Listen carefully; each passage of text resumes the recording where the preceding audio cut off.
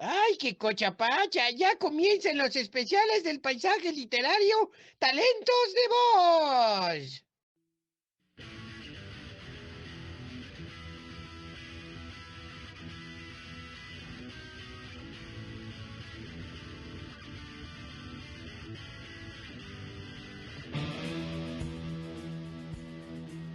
Talentos de voz.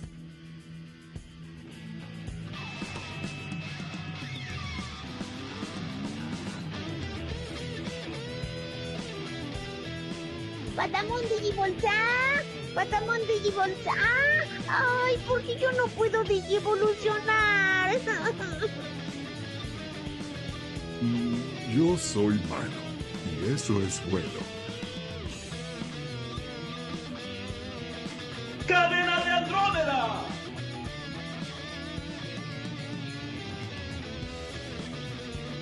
Pero no estoy amargado. No me digan eso porque no estoy amargado, no estoy amargado y no estoy amargado. Ya me voy. Adiós.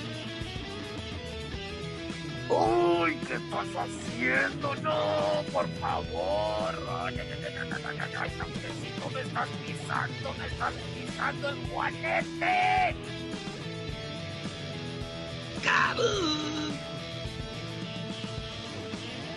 ¡Sangre sucia, mago! Didi, fuera de nuestro laboratorio. Pero el mundo será todo nuestro.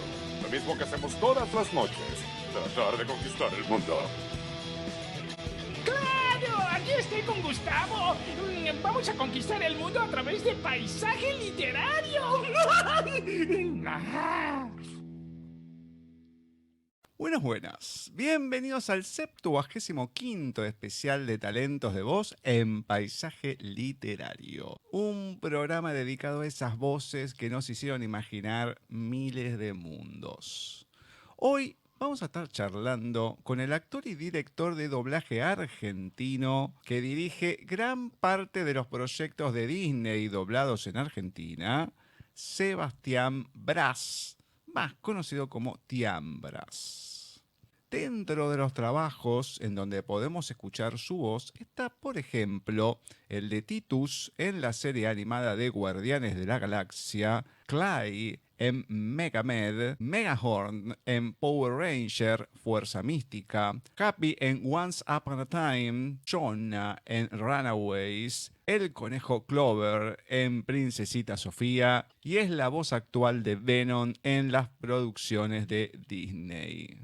Vamos a darle la bienvenida a Tiam y comenzar esta charla. Bienvenido a Paisaje Literario. Tiam, ¿cómo va todo por ahí? Hola, ¿cómo andás, Gustavo? Todo bien por acá, encerrados con esta pandemia, pero bien, trabajando, que es bastante ya hoy en día eso. Oh, obviamente. Yo empecé con esto el año pasado, a pesar que lo empecé a emitir en el 2021 y decía, bueno, seguramente para el año que viene ya va a estar todo más tranquilo y todo. Y sigo, y la verdad que es como que no quedan viejas las entrevistas porque está todo exactamente igual o peor en algunos casos. Sí, se vino una más complicada, pero bueno, hay que, hay que aguantar un poco más. Sí, Ya hicimos un montón, falta poco, sí, bueno, falta menos. Veremos falta menos. cuánto, pero por lo menos Claro. ya gran parte la pasamos. Parece mentira, pero es así. Bueno, a ver, para comenzar, y como me gusta precisamente comenzar por el inicio, ¿cómo es que nace en tu vida la pasión por el arte en general? Bueno, yo vengo de una familia de gente que se dedicaba a cosas artísticas.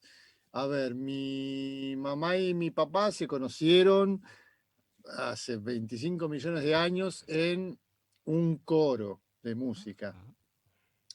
Después fundaron una asociación de gente del barrio. Nosotros vivíamos allá por Palomar, en Ciudad Ah, Jardín. sí, conozco. eh, y armaron un lugar que querían hacer actividades culturales. Lo que hoy sería un centro cultural, pero Exacto. era como, no era en un lugar determinado, era como moverse por todos lados promoviendo la cultura. Así que hacían teatro, música, pintura. Y yo me crié en ese lugar, me crié yendo de acá para allá a los conciertos, a las obras de teatro, hacía clases de pintura, de expresión corporal, de todo eso. Y además mis hermanos son, varios de ellos son músicos, tengo una hermana que además de cantante es artista plástica, o sea, venimos de una familia. Y no sé, a mí se me dio primero, empecé con la música, estudiando percusión en el conservatorio y en la escuela secundaria empecé un taller de teatro y de ahí no me quise bajar más. Dije, esto es lo mío, teatro, dejé el conservatorio, que lo había empezado cuando era muy chiquito, dejé el conservatorio de música, igual seguí vinculado a la música, pero me dediqué a actuar, que es lo que más me gusta. Bueno, y precisamente, ya que hablas o hablaste de la música y demás, ¿qué representa la música en tu vida? Uy, no sé, a ver, representa una gran porción bueno, de mi infancia seguro. Tocaba el piano con mi mamá que me daba clases de piano. Después aprendí a tocar la guitarra porque mis hermanos tocaban la guitarra. Estudié batería y estudié percusión en el conservatorio. Y después lo que me pasa es que me gusta mucho componer, me gusta mucho hacer música. Ya me dediqué después a hacer música para teatro y lo llevo, es algo como más intuitivo, si bien tengo algún conocimiento que me quedó del conservatorio, a pesar de que no lo puse demasiado en práctica, algún conocimiento teórico y esas cosas.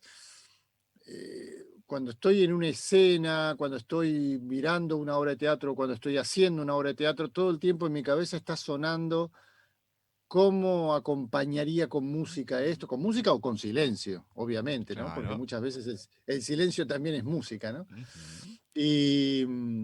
Y estoy pensando en eso, es como que va solo, no lo tengo que racionalizar, es algo que me sale y que cuando racionalizo justamente no es cuando más cómodo me siento. Me siento cómodo cuando la música sale sola mirando lo que estoy. Por eso me gusta hacer música para teatro. Y no hago música, no soy un músico de escenario, de tocar, un instrumentista Claro. o de armar una banda de música, no lo hice eso. A mí lo que me gusta justamente es armar música para teatro porque me parece que es eso, es estar mirando algo, una escena, un ensayo, algo y tratar de reproducir después lo que sonó adentro de mi cabeza.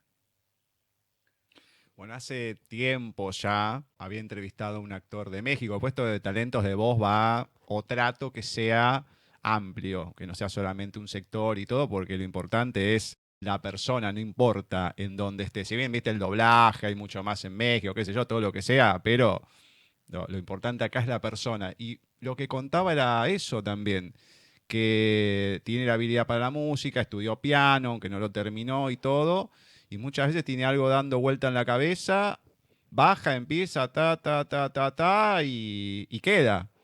Pero es esto que habla de la intuición que va más allá, poder relacionarlo con la música que salga del alma, que es realmente como tendría que ser la música, como la poesía y otros ámbitos de la cultura también. Sí, sí. Yo igual creo que sí, estoy de acuerdo con lo que decís. Igual creo que es necesario también tener conocimientos teóricos y Ah, saber sí. que, que cuanto más se te abre el panorama estudiando o practicando, después se te ocurren cosas más innovadoras, Ujú. podés ejecutar de otra manera lo que se te va surgiendo, como decís vos, del alma, porque si uno solo sabe 3 notas, del alma solo van a surgir 3 notas. Sí, Eh, yo creo que está bueno tener conocimientos y lograr cierta elaboración, ¿no? Hablando de la música en particular, tener cierta elaboración. Todo racional termina siendo una cosa mecánica ujú. y puramente del alma, sin ningún tipo de conocimiento, se limita mucho. Hay que saber mezclar esas dos vertientes, me parece. Bueno, claramente en todos los ámbitos también de la cultura, los que han querido romper las estructuras primero han tenido que saber al detalle cómo es para poder romper y crear algo nuevo. Porque no es Exacto. que, bueno, vengo con una masa, lo rompo y... No, tenés que saber bien cómo hacer las cosas. Sí. Bueno, igual después siempre hay un marciano que viene y es autodidacta y es una maravilla, pero bueno, es uno en cuantos, en millones. Eso, cada tanto aparece alguien que vos decís, este tipo o esta mujer rompe los parámetros, pero bueno, es uno en millones. Después el resto de los mortales lo que tenemos que hacer es tratar de aprender lo máximo posible para poder después sí comprometer los sentimientos, comprometer las sensaciones, los estados de ánimo, meterlos ahí en esas composiciones. Exactamente. Bueno, hablamos un poquito de tus comienzos sobre la actuación, la música. Antes de meternos en algunas otras cositas y el doblaje, también, porque no todos lo hacen a lo largo de todo el mundo, no solamente acá, de estar en la actuación en varias facetas. Muchos se dedican solamente al doblaje, o solamente al teatro, solamente a la televisión. En tu caso, has hecho bastante, o has hecho televisión y teatro. Estas experiencias, estos trabajos, ¿cómo han sido en tu vida? ¿Qué te han dejado también? Yo siempre digo que por suerte me puedo dedicar a lo que me gusta. Lo que me da, evidentemente lo que me da de comer a mí es el doblaje, porque soy director de doblaje y al ser director en una de las empresas más grandes de acá de Argentina, o la empresa más grande de Argentina, bueno, tengo el privilegio de poder vivir de esto que me gusta hacer y que es muy, muy, muy similar a lo que estudié y para lo que me preparé. Obviamente cuando yo empecé a estudiar teatro, no me imaginé, ni siquiera sabía que existía el doblaje. Esto apareció después en mi vida. Y yo siempre digo, el doblaje me da de comer y el teatro me da de vivir, digamos. Yo creo que no podría dejar de hacer teatro. De hecho, este año y medio que no hago teatro por el tema de la pandemia, que veníamos haciendo una obra de teatro hace 10 años que estábamos en cartel, nos iba bárbaro, nunca dejamos de hacer funciones, a veces parábamos un poquito en el verano y después volvíamos y siempre nos iba bien y le hicimos por todo el país, nos fuimos de gira a España y todo, y nunca gané un peso con esa obra de teatro. La hago porque me gusta, porque porque vivo con eso, vivo para eso. El doblaje me gusta mucho, lo disfruto y ahora hace unos años, ya empecé a dar clases en el ISER, en la especialización en doblaje, y me gusta mucho dar clases de esto, pero creo que podría no vivir haciéndolo. Lo que sin dudas no podría dejar de hacer es teatro. No le quita mérito al doblaje, o sea, a mí me encanta lo que estoy haciendo, pero la pasión me la mueve el teatro, digamos. Claro, bueno, muchos, ahora en tu caso, ¿no? A esto viene la pregunta, pero muchos de los que he entrevistado, de todas partes, no todos, pero muchos, la pasión es el teatro y se han tenido que dedicar al doblaje por una cuestión de necesidad, porque no había tanto trabajo, lo que fuera. Hoy en día, bueno, agradecen porque al estar todo cerrado, por lo menos el doblaje se mantiene y cada vez hay más y más con todas las plataformas y todo. Entonces, ¿cómo es que te decidís, que llegás al doblaje, pero también esta cuestión que hablás, sí, está bien, lo hago, qué sé yo, te da de comer seguramente, más hoy en estos días que no se puede trabajar de teatro, la pasión la tenés en otro lado, digamos, el motor que impulsa la vida, que uno lo puede entender, es el teatro te da otra cosa, el contacto con el público, el contacto con el compañero. Hoy en día es un poco, no sé si decir frío, pero solitario, cada uno graba por su parte, más allá que vos haces mucha dirección, podés estar con el actor y demás, es otra cosa. Pero bueno, ¿cómo es esto? Que llegás al doblaje, te empezás a mover en él y luego a la dirección también. Bueno, mirá, al doblaje llegué en una época de crisis económica en la Argentina, justamente. En el año 2001 arranqué en Ajá. doblaje. Cuando acá en Argentina, bueno, todos sabemos lo que pasaba en el Sí, 2001, ¿no? Era explotó todo un por el desastre. aire, sí. Todo explotó, se incendió el país literalmente. Ujú. Y yo estaba trabajando en una compañía de teatro con la que salíamos de gira por todo el país. En general yo la verdad que no me quejo, me fue muy bien en el teatro, siempre. Y viví del teatro desde que terminé el conservatorio de teatro en el 91, terminé en el 92, bueno, estuve un año estuve enfermo, tuve tuberculosis, y en el 93 ya empecé a trabajar en el Teatro San Martín, en la comedia juvenil. Ujú. En el 96 entré en esta compañía, que te digo, hasta el 2001, que por la crisis, nada, me tuve que ir de la compañía porque ya no ganaba plata, digamos, ya era más lo que ponía que lo que sacaba, no me alcanzaba para comer. Y ahí apareció alguien conocido que trabajaba en una empresa de doblaje y que justo estaba empezando a expandirse las posibilidades de hacer doblaje y que estaban buscando a alguien que haga, como yo hacía música y sabía grabarme y sabía usar los programas de grabación de software de las computadoras, me dijo, ¿por qué no te ofreces? Ahí están buscando de todo tipo de cosas para eso. Me fui a ofrecer y empecé a trabajar grabando justamente las bandas sonoras de los episodios. Y ahí me empecé a interiorizar y ahí me di cuenta que se podía actuar. Entonces me ofrecí como actor. Al principio me hicieron una prueba, obviamente, y estaba muy verde, no tenía idea, nunca había hecho doblaje. Bueno, después de eso me gustó y empecé a hacer cursos. Y después, trabajando ahí, empecé a hacer control de calidad en esa empresa y estuve como 1 año, 2 años haciendo control de calidad y eso era escuchar doblaje, marcar las correcciones. Y a medida que fui viendo y escuchando y marcando correcciones, nada, hice los cursos y empecé a participar ya más desde la parte artística.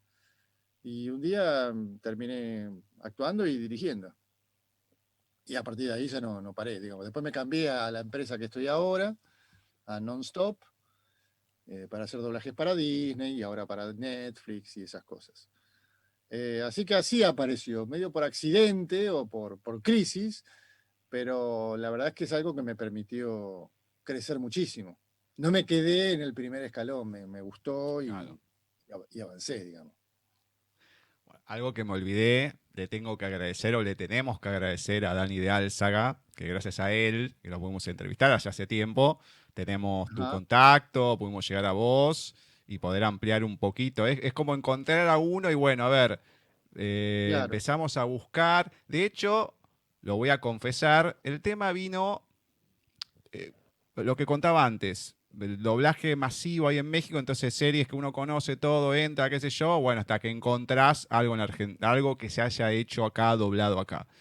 Y hay una serie, que eso después te voy a preguntar, pero que la nieta de quien me acompaña en las entrevistas literarias en el programa, Ceci, lo que sea con Vampirina, todo, que ese es un tema aparte. Ajá.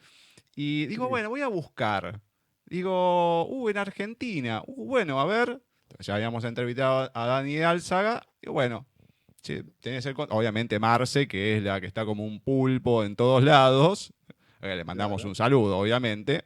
Y bueno, y ahí podemos tener tu contacto, así que gracias a Dani, a Vampirina y a Dani te podemos tener y podemos ampliar, que esto es lo que me gusta. Bueno, empecé con Pelusa Suero y después seguí, entonces es como, viste, el argentino, vos hablás de algo, siendo argentino, hablás de algo, 2001, tac, y ya entendés perfectamente qué pasó, porque pasamos Claro. por lo mismo y es como que hay cosas que no se tienen que explicar o buscar ni nada en toda la locura esta que hay. Y hablando de locuras y demás, y esto que marcaba, que hay tanto doblaje afuera y demás, o sea, por más que acá se hace mucho doblaje también, a lo mejor no se conoce tanto, pero ¿qué podés ver que le falte al doblaje argentino para que pegue ese salto y sea más reconocido o que empiece a tener más producciones, más allá que, como decís, hay muchas de Disney, muchas de Netflix, etcétera, etcétera, etcétera? ¿Qué ves que le puede faltar? A lo mejor la condición del país o gestión. ¿Qué puede ser? Mira, yo creo que hay varios temas ahí. Ujú. En principio, me parece que lo que más nos dificulta a los argentinos es la lejanía con el español neutro. Ajá.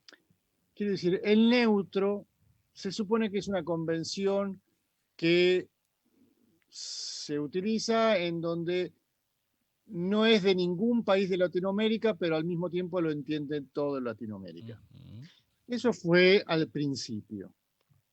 La realidad es que la industria mexicana en los años 50 y 60 absorbió todo. Después de las primeras películas que se hicieron de doblaje al español, que las hizo, que eran para Disney, la famosa película Pinocho, y no sé si no está Exacto. Bambi, por ahí, que se hicieron en Argentina. Eso era en una época donde, claro, se venían con las latas de las películas en avión, las metían en un estudio, en un carrete, grababan las voces en la pista de sonido y volvían con las latas hasta Estados Unidos, hasta Hollywood. Y ahí un mexicano, no me acuerdo el nombre, pero hay un mexicano más pillo, dijo, pero ¿para qué se van a ir a Argentina? Vengan acá, yo se los hago mucho más rápido, más barato, más fácil. Claro, ahí la industria de doblaje mexicana creció y el neutro en todos esos años, hasta que se volvió a hacer, que las posibilidades técnicas también hicieron que en el resto de los países de Latinoamérica se pueda hacer el doblaje, el neutro se fue pareciendo más al mexicano que a una mezcla de todos los acentos. Entonces, yo creo que ahí hay una gran diferencia. Nosotros tenemos que primero aprender a hablar en neutro sin estar pensando cómo se dice en neutro para Ujú. poder actuar. El gran problema del doblaje en Argentina es que muchas veces vos escuchás, no todos obviamente, ¿no? Pero muchas veces vos escuchás a alguien que está tratando de hablar en neutro en vez de estar tratando de actuar. Y en cambio los mexicanos no tienen ese problema. Ellos actúan. Y ahí lo que aparece como gran ventaja es que para un personaje importante, ellos tienen 10 actores que lo pueden hacer. 10 actores, 10 actrices. Ponele 10. Y nosotros para un personaje importante tenemos uno, con suerte 2. La cantidad de elenco que tienen ellos, que actúen bien, que hagan bien doblaje, que tengan el entrenamiento, es mucho más frondoso, tienen mucho más gente. Entonces se pueden dar el lujo de elegir al mejor. Y nosotros muchas veces podemos llenar los protagónicos con gente que hace muy bien el trabajo y personajes secundarios ya hay que empezar sí, lo que pasa es que estoy siendo injusto, porque la verdad es que en los últimos años se mejoró, pero muchísimo, muchísimo. Gracias también a que apareció la especialización en doblaje de Deezer, empezaron a salir mucha gente joven con mucho talento, que ya arranca de otra manera, Claro. que ya arranca actuando. Porque antes, cuando arrancábamos nosotros hace 20 años, 20 años, arrancábamos copiando el neutro, ahora arrancan actuando. Y después actuando el neutro es distinto, se acomoda más fácilmente. Pero bueno, básicamente la gran diferencia con México es eso. Ellos tienen muchísimo más elenco, y sale mucho más natural. A nosotros la naturalidad la fuimos ganando de a poco, pero cuesta mucho porque es como estar hablando, es como intentar actuar no sé, en inglés cuando apenas sabes hablar en inglés. Claro. Es imposible actuar naturalmente, salvo que actúes de un hombre que no sabe hablar inglés. Es muy difícil actuar naturalmente si estás pensando en cómo se dice la palabra. Así que yo creo que ese es nuestro gran problema. Igual, insisto en que mejoramos muchísimo. en los últimos 10 años se empezó a mejorar, pero así, a pasos agigantados. Y hay mucho por mejorar. Y otra cosa que no ayuda es la flexibilización a la que nos imponen las empresas, en donde se ahorran los sueldos, entonces no, en casi ninguna empresa ponen un director o directora más un operador o operadora, En general, en muy pocas empresas están los dos roles. Te diría que en una empresa sola están los dos roles, o en algún que otro caso ahí están los dos roles, y en la mayoría de los casos son gente que viene de la operación técnica, y con suerte hay algunos que realmente hacen muy bien el trabajo, pero hay otros que solamente son operadores técnicos, entonces terminan autodirigiéndose los actores, y el resultado es que cada actor y cada actriz se autodirige según sus propios criterios. Entonces lo que termina pasando es que uno habla en un idioma, el otro le contesta en otro, el otro le contesta en otra forma de actuar, y es un gran problema. Es un gran problema. El concepto de dirección general que tenga alguien no se puede tener porque, y menos ahora que encima con el tema de la pandemia, hay muchas empresas, muchos trabajos que lo que hacen es te mandan el material a tu casa, a cada actor se lo mandan a su casa y cada actor se graba su personaje y nadie escucha cuando se lo graba. Y después se manda a la empresa, hay un operador o operadora que lo mezcla, y sí hay alguien que lo mira como una especie de QC, de control de calidad, y dice, bueno, no, hay que hacer una retoma acá porque no quedó bien, o porque no sé, o porque dijo mal el nombre, o porque lo que sea. Pero no hay un criterio artístico unificador durante la grabación. Es complicado. La pandemia vino a profundizar esas diferencias. Además que por suerte, la pandemia nos agarra cuando estamos mejorando como elenco, ¿no? Que estamos siendo muchos más en el elenco, que hay mucha gente que está trabajando muy bien, y no nos agarró hace, ya te digo, 10 años, que era un desastre. O poco más de 10 años. Sí. Era muy limitado, muy limitado. Además, una cuestión, se puede hablar técnica, más allá de las computadoras de cada uno, los micrófonos que se usen, pues no todos deben tener para pagarse un micrófono Shure o súper profesional. Entonces también te juega eso en la calidad del sonido que tenés que tener a la hora de cada uno grabarlo en su casa, agregando la complicación de la falta de dirección, de cada uno por su cuenta, etcétera, etcétera. Bueno, cuando empezó el marzo del año pasado, voy a poner un ejemplo cualquiera, pero si teníamos 100 actores y actrices, de pronto se redujo todo a menos de la mitad. Porque la otra gente no tenía condiciones para grabar en su casa. Claro. Entonces, los primeros meses fue todo el mundo comprando micrófonos, todo el mundo comprándose... muchos se terminaron comprando una cabina para aislar el sonido, una cabina acústica, que están buenísimas, son divinas, pero te ocupan un espacio en la casa que si vivís en un monoambiente tenés en el medio del living una cabina para grabar. Pero bueno, eso durante todo el año empezó a pasar, que la gente se fue equipando, se cambiaron las computadoras, se pusieron más internet, bueno, todo lo que se necesita para poder grabar en forma remota. Y ahora te diría que estamos llegando otra vez a casi tener el elenco que teníamos antes de la pandemia, pero costó un año y todos nosotros invirtiendo plata, que no te lo paga nadie, obviamente, porque el doblaje, o sea, vos el trabajo lo hiciste, no es que viene la empresa y te dice, bueno, yo te doy la plata para que te compres el micrófono y seguís trabajando para mí. Todo lo que ganaste con tu doblaje lo tenés que pagar y el precio que aumentó todo. En marzo se fue todo el demonio con los precios. Así que sí, está muy, muy precarizado todo el trabajo. Yo les digo a mis alumnos siempre, apenas arrancamos, si lo que quieren es llenarse de plata con el doblaje, ni lo intenten. Ahora, si a pesar de todas las malarias económicas les gusta el trabajo bienvenidos. Es lo mejor que nos puede pasar, que estén contentos con hacer este trabajo, porque económicamente no se van a salvar. Es lamentable, pero es así. Bueno, dentro de lo que es tu canal de YouTube, de Tian Brass, lo pueden buscar ahí. Hay varias cosas. Hay Lo dos. tengo muy olvidado. Lo tengo muy olvidado. Bueno, pero hay cosas igual, hay bastante, hay bastante.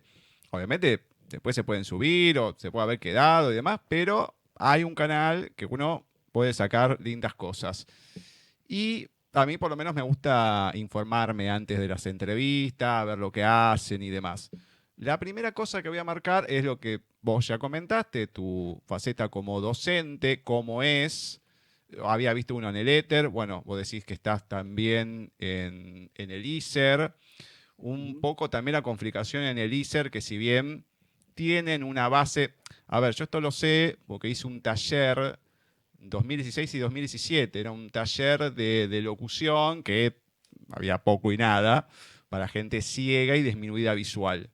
Entonces, Sí. Alejandra Paulucci, Gladys Costa, ahí las dos. Entonces... Alejandra fue alumna mía. mira vos. Bueno, yo sé que en el 2017 creo que se había recibido de la especialidad de doblaje. Sí, cuando hicimos el segundo año, 2017. Y Gladys es un amor de persona. Y entonces un poco lo que hablaba con otro argentino, ya hace muchos años afuera, acá que he venido acá, Aníbal Brown. Entonces, sí, lo conozco. bueno, acá, no sé si una institución, pero sí, bueno, Dani Dárcega también lo conocía, o sea, ha venido por suerte, no es que se ha quedado siempre afuera, estupenda persona. Claro, y comentaba que muchas veces lo que falta también es un poco lo que contabas vos, que es más allá de soltarse y actuar, que sepan actuación. Entonces, en su momento, cuando empecé a entrevistar, me acordé de esto, que se daba el curso en el ISER y demás. Y digo, pero...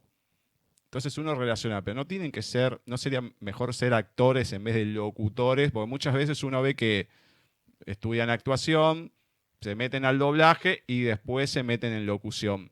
Entonces, esto de dar clase de doblaje en el ISER para locutores, los que están estudiando la carrera de locución, más allá que puedan tener alguna carrera alguna materia, perdón, de teatro y demás. ¿Cómo los toman, cómo sos vos como docentes con ellos? Y si es diferente a cuando te toca darle clase de doblaje a alguien que ya ha estudiado o que está estudiando teatro. Bueno, a ver, yo doy clases en la especialización en doblaje, que no es la carrera de locución. Ajá. Es como si fuera otra rama del ISER. Está la carrera de locución, la carrera de producción, la carrera no sé, de radio y televisión, de operador técnico. Hay varias cosas ahí en el ISER. Y está la especialización en doblaje, que es como una especie de... es un año, es como una especie de posgrado. No sé si se llama posgrado, es una especialización. A la especialización puede entrar cualquiera, no necesariamente tienen que ser locutores. Es un examen de ingreso, es gratuito, la carrera es gratuita, es un año entero que tenés 3 materias: actuación, recursos expresivos de la voz y práctica integral de doblaje.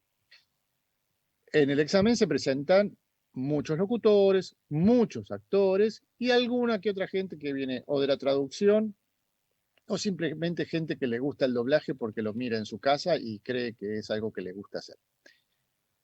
Ninguno de ellos tiene las puertas cerradas.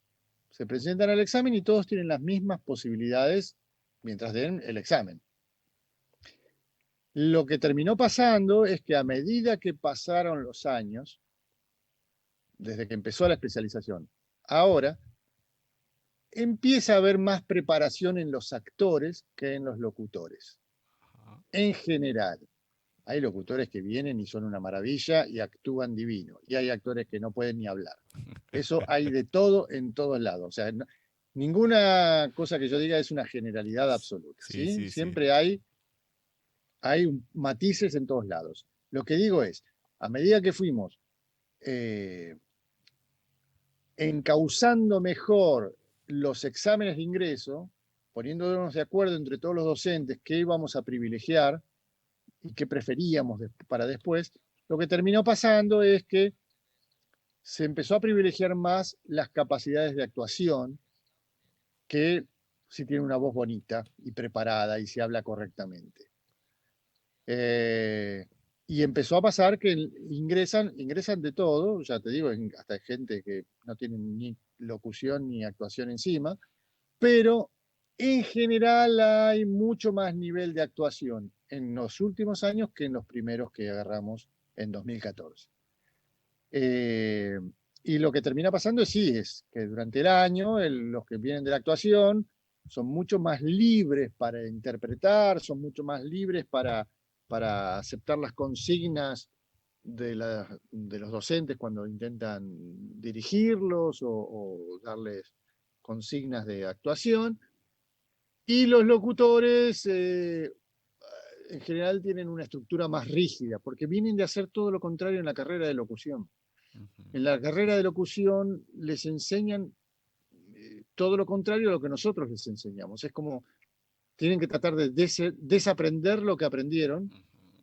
Después les va a servir igual, porque vos haces narraciones, pero para actuar un personaje en una película donde hay personas hablando en forma natural, es muy raro que de pronto aparezca alguien hablando como un locutor perfecto y que sea un hombre de la calle. No sirve eso. Entonces, al locutor o locutora, si vienen con una estructura demasiado rígida, les cuesta más aflojarse. Eso es lo que termina pasando. Lo intentamos siempre, a todos les damos la oportunidad, obviamente, y creo que los resultados, a medida que fueron pasando los años, van mejorando. Yo ya te digo, como director en una empresa a la que mucha gente quiere acceder a trabajar como actor y como actriz de doblaje, he tomado durante mucho tiempo he tomado castings, escucho gente nueva y es bastante notorio, no todo el mundo, pero los que salen de la especialización en general salen mucho más preparados que la gente que hizo un cursito privado acá, un cursito allá, o miré 25 millones de series en Netflix y me aprendí la tonada. O sea, la gente que viene de la especialización en doblaje en general viene con una base mucho más sólida como para poder trabajar después.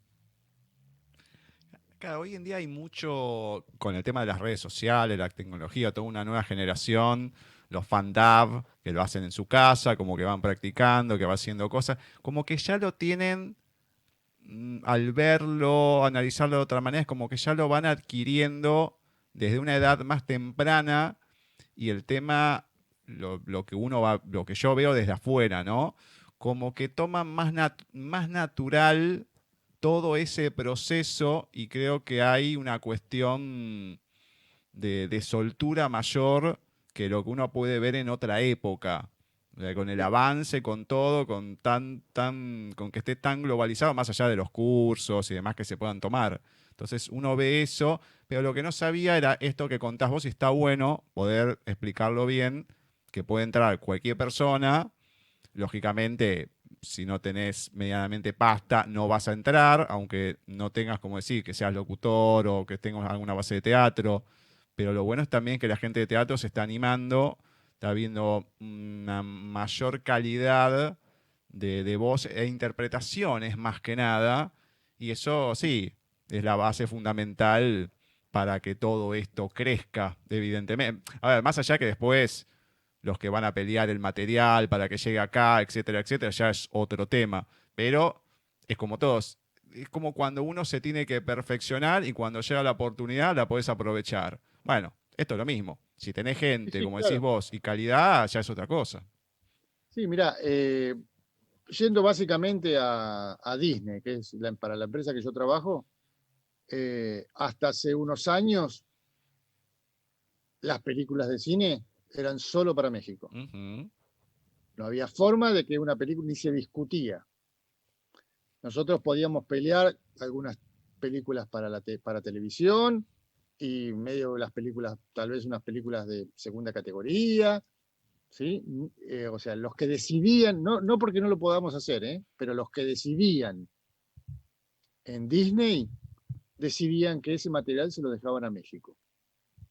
Equivocados o no, criterio de ellos o no, lo que sea, pero eso no se discutía. Y sin embargo, hace un tiempito, el año pasado no, porque ya el año pasado estábamos en pandemia, el anterior, o a principios del año pasado, no me acuerdo en qué año fue exactamente, ya se empezó a mandar películas de cine, mínimo. Se mandó una que se grabó en Argentina por completo, que es Señor Link, que, bueno, yo ahí hice un personaje, la dirigió un compañero, junto con un director mexicano que lo hicieron viajar hasta acá a Buenos Aires. Entre los dos la dirigieron, pero el elenco éramos todos argentinos. Y quedó muy bien el material. Estaba muy contenta la gente de Disney. Bueno, después vino la pandemia, pero se suponía que después de eso empezaba a ver, se abría una puerta para... Quiere decir que estamos mejorando. Y después otra cosa que me quedó colgada de lo que me preguntaste antes. Nosotros durante las clases, yo a todos mis alumnos les recomiendo que hagan talleres de teatro. Los que vienen del teatro, obviamente, ya saben ya saben que está bueno siempre hacer talleres de teatro y tal vez en este momento no lo estén haciendo. Ahora, ¿por qué voy a hacer teatro? Hice teatro durante 40 años. Bueno, está bien, ahora no hagas teatro. Pero la gente que no viene del teatro, yo les recomiendo todo el tiempo, hagan un taller de teatro. No importa si no es un actor famoso, un maestro famoso, ni muy caro ni muy barato, si está en el barrio de ustedes, en la esquina de la casa, un tallercito, improvisación, lo que sea. Hagan un taller de teatro. Les va a aflojar, les va a venir bien. Y hay gente que empieza a hacer un taller de teatro y les cambia la vida. Son distintos a la hora de doblar. Pero es así, es notorio. Es notorio. Bueno, un poco viendo el canal de YouTube, como te había comentado, encontré dos cosas. Una que me hizo sonreír, la otra me encantó. Una es que había material de Cha Cha Cha para los jóvenes, un programa allá de principios de los 90, con Alfredo Casero, toda una camada que hoy pueden ver, Capusotto, todo ahí un poco en los comienzos con la televisión. Al no ver, claro, uno no sabe bien qué es, pero me reía con ese material. Y después también, un poco lo que vos hablabas del teatro y la música. No sé si será esa la obra de teatro que decías. Parte de este mundo, inspirada en los cuentos y poemas de Raymond Carver, que era también. O sea, que está subido ahí y todo, pero que era un poco la obra de teatro que estabas contando, era otra cosa. Claro. Parte de este mundo es una obra que hicimos durante 10 años, que la estrenamos en un teatro que después cerró, que se llamaba Puerta Roja. Ajá. Y después hicimos funciones en el Camarín de las Musas, que es otro teatro, en el Abasto Social Club, otro teatro, y terminamos en el Galpón de Guevara y terminamos los últimos 4 o 5 años haciendo funciones en Timbre 4. Y nada, es una obra que está basada en los cuentos de Raymond Carver y no sé si lo conocen, Raymond Carver es un escritor norteamericano que murió en el año 85, 86, no me acuerdo exactamente, pero bueno, mediados de los 80. Un autor que escribía muy hermoso, unos poemas y unos cuentos hermosos, y que en general esos cuentos tienen un conflicto y una trama que son situaciones cotidianas que pueden ser compatibles con la vida de cualquiera de nosotros en cualquier parte del mundo. No es algo muy elaborado ni muy localista de Estados Unidos. Le cambiás la ciudad de la que cuenta la historia y funciona perfectamente para nosotros, porque en general sus protagonistas son parejas que se están divorciando, separando, borrachines que no tienen cura, relaciones entre padres e hijos que se llevan a las patadas o que no se entiende, historias de amor que no llegan a buen puerto, ese tipo de conflictiva que a todos, por lo menos a la gran mayoría de los seres humanos, nos pasa. Y lo que hacíamos ahí en la obra era... La puesta en escena era muy particular, por eso creo que también tuvo mucho éxito la obra, y es que la gente entraba y en el espacio había una gran mesa en donde la gente y nosotros nos sentábamos todos a compartir un poco de comida y un poco de bebida. Todos juntos en la misma mesa, entremezclados. Y entre medio de esa comida, digamos, poníamos cosas para picar, poníamos empanadas, poníamos vino, poníamos cerveza. Y entre medio de esa comida empezaban a surgir las historias estas de los cuentos y los poemas de Carver. Así como si estuviéramos en una Navidad y de repente en una familia y de repente la tía se empieza a pelear con el tío en el medio de la mesa y todos los demás somos testigos de esa pelea que lleva años y que un poco da vergüenza, pero ellos se pelean a los gritos en medio de todos. Bueno, de esa manera sucedía la obra. Y los cuentos había cuentos que eran muy melancólicos, cuentos que eran muy emotivos, cuentos que eran muy graciosos, y cada función nosotros elegimos 3 cuentos distintos, somos un elenco de 6, elegimos 4 cuentos distintos y los vamos combinando. Nosotros tenemos 16 cuentos de Carver ya preparados y los vamos combinando y vamos improvisando. Y para cada función además siempre venía un actor o una actriz invitada que esa semana se juntaba, elegía uno de los cuentos y ensayaba con el actor o la actriz que le tocaba el cuento. Entonces las funciones siempre eran distintas. Siempre había gente que vino a verla 10 veces la obra. Y siempre se iba distinto porque vio otros cuentos, porque lo había interpretado por otros actores, porque sucedía otra cosa, porque siempre estábamos improvisando. Así que la verdad que esa obra a mí, ya te digo, no gané plata con esa obra, pero me hizo viajar a Barcelona, me hizo viajar a Madrid, me hizo viajar a Tucumán, a Catamarca, a Neuquén, a Río Negro, a todo el interior de la provincia de Buenos Aires, a San Rafael, Mendoza, a todos lados fui con esa obra. Y nada, me llenaba el espíritu. Y espero volver a hacerla cuando termine la pandemia porque es lo más lindo que me pasó en la vida, en lo que es lo artístico, digamos, ¿no? Sí, más allá de mis hijos.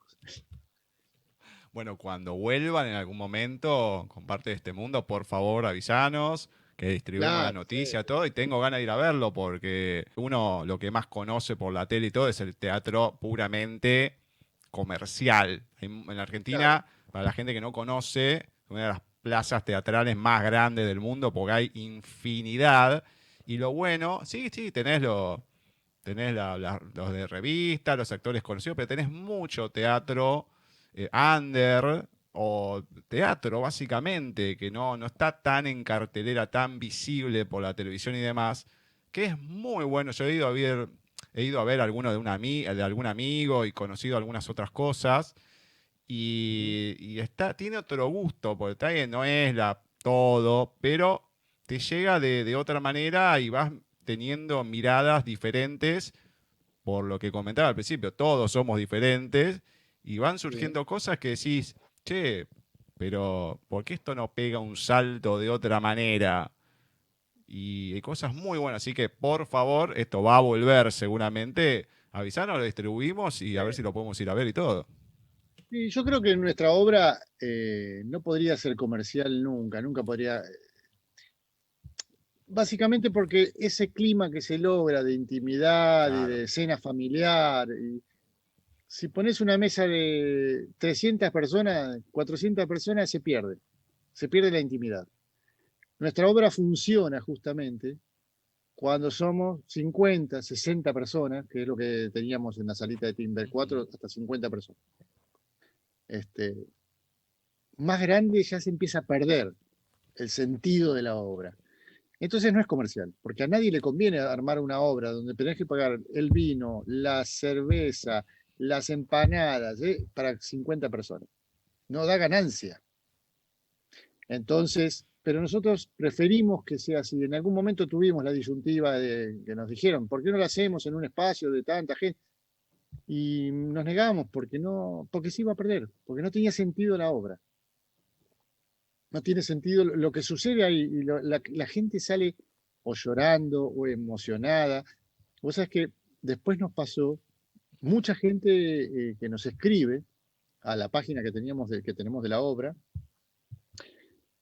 Por ejemplo, una fue muy emocionante. Una vez nos escribió y nos dijo, hace un mes que nació mi hija y conocí a mi marido en la función de ustedes. Salimos de ahí tan conmovidos que nos fuimos a tomar algo juntos y a partir de ahí estamos en pareja y bueno, hace un mes nació el fruto de ustedes, una cosa así.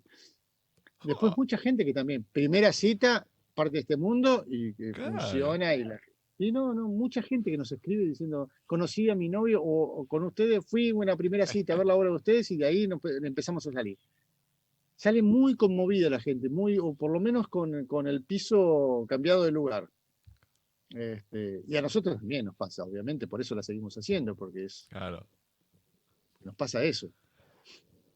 Pero más allá, yo no decía tanto teatro comercial, yo decía que la gente conoce más el teatro comercial, pero sí la difusión de lo que se hace. A eso es lo que apuntaba. Seguir haciendo de la misma manera, genial, pero que se conozca. Por ejemplo, yo hasta que no te entrevisté no lo conocía. Entonces, esta cuestión que se pueda distribuir de otras maneras, más allá del boca a boca y demás, y que se pueda conocer. Debe haber lugares, lógicamente, a lo mejor la página del gobierno de la ciudad debe estar ahí, todo genial, perfecto, pero que haya otro tipo de difusión. A eso es lo que apuntaba, porque es como decís, cuando cambias algunas cosas, cambias la esencia y sí, se puede perder. Depende de lo que uno quiera apuntar. Claramente este no es el caso y lo que tratan es llegar al público de otra manera. Convengamos que Raymond Carver es realismo sucio, lo cotidiano, es llega a la gente de otra manera porque es lo cercano, lo que pasa. No es lejano de la realidad, esto es pura fantasía. No, es lo que pasa cotidianamente y más si lo pueden transmitir de la manera que los transmiten, que contás. Esa es la magia que tiene una interpretación, que cuando uno dice, poner en televisión, traspasa la pantalla. Bueno, ahí también cuando estás moviendo la fibra de la gente que te está viendo, no la estás dejando indiferente. Y eso muchas veces no es tan sencillo de lograr.